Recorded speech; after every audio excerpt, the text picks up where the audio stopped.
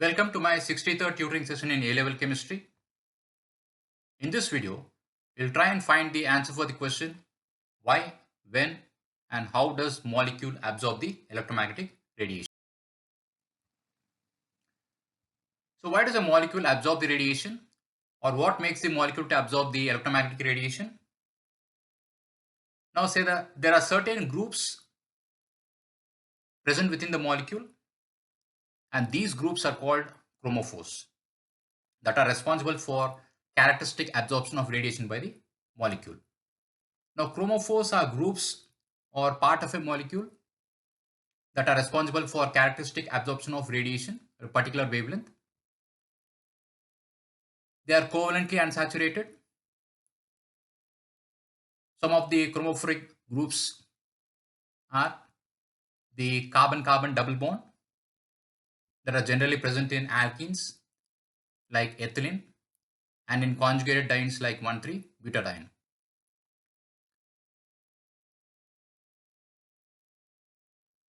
And they're also present in aromatic compounds like benzene. Covalently unsaturated carbonyl groups are present in carbonyl compounds like acetone, and covalently unsaturated diazo group are present in compounds like azobenzene.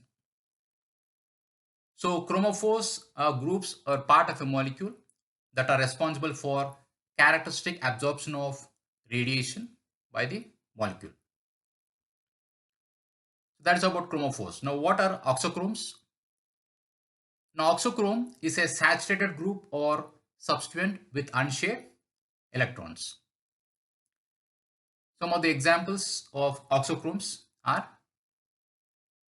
substituents with non-bonding electrons like hydroxy group, amino group, mercaptor group, and halo group. When you observe these substituents, you'll find that these saturated groups have heteroatoms, and these heteroatoms carry one or more lone pair of electrons. In case of oxygen, in the hydroxy group, it carries two lone pair of electrons. In case of nitrogen atom present in the amino group, it carries one lone pair. Well, in case of halogens, the halo group, it carries three lone pair of electrons. So oxochromes, basically, they do not have a characteristic absorption of their own, but they can modify the absorption of a chromophore.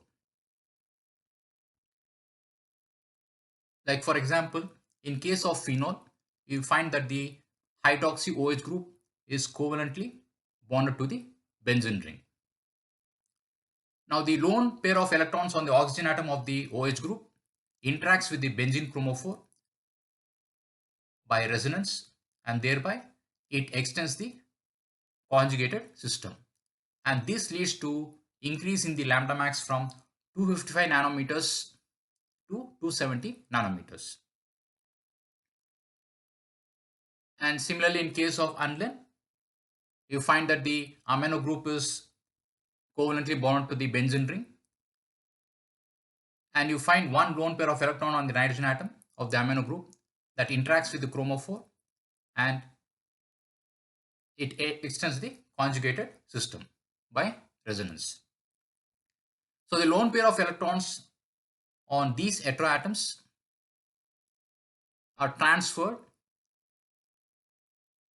to the benzene ring by resonance. So oxochromes, they do not have a characteristic absorption of their own, but they can modify the absorption of chromophore. And not only that, they can also intensify the color of a compound. Like in case of para-hydroxy azobenzene, it is a bright red colored dye, while azobenzene without the OH oxochrome, it is light red in color. Now, when does the molecule absorb the radiation?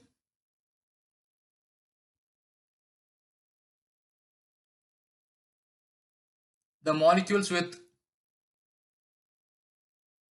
chromophores like the covalently unsaturated diazo group, and covalently unsaturated carbonyl group present in case of acetone. When radiation of a certain wavelength strikes these molecules with one or more chromophores, the radiation is absorbed. And how does that happen? Or when does the absorption of radiation by the molecule happens? Now, when the radiation strikes the molecule, the loosely held electrons, which are part of the covalent bonds, they absorb the incoming radiation of a particular wavelength and undergo transition from the ground state to the excited state. Now, the energy is absorbed from the radiation when the difference in the energy between the excited state and the ground state is equal to the energy of the electromagnetic radiation that is striking the molecule. Only then the energy is absorbed. Now, energy will not be absorbed when the difference in the energy between the excited state and the ground state is not equal to the energy of the incoming radiation. So, energy has to match. So, if the energy matches between the difference in the energy between the ground state and the excited state with that of the incoming radiation, energy is absorbed. If the energy does not match, then the radiation will not be absorbed by the molecule. And how does the molecule absorb the radiation? Now, the molecule is made up of different types of bonds like sigma bond, pi bond, and these are associated with different types of electrons like sigma electrons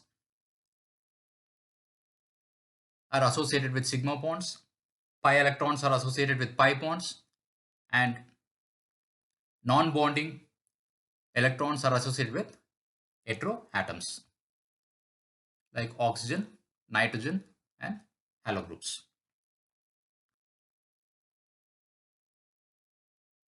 Now, the sigma electrons in the sigma bond, they are strongly held, while the pi electrons in the pi bond are loosely held. While the non-bonding electrons in case of heteroatoms, they are very loosely held.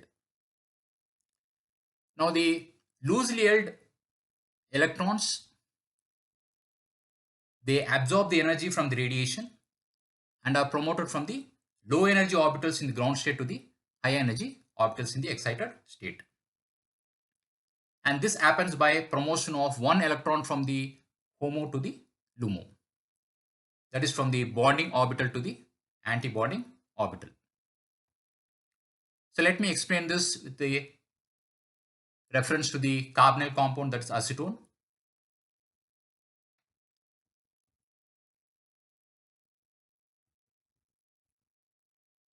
Now, when the radiation of a certain wavelength,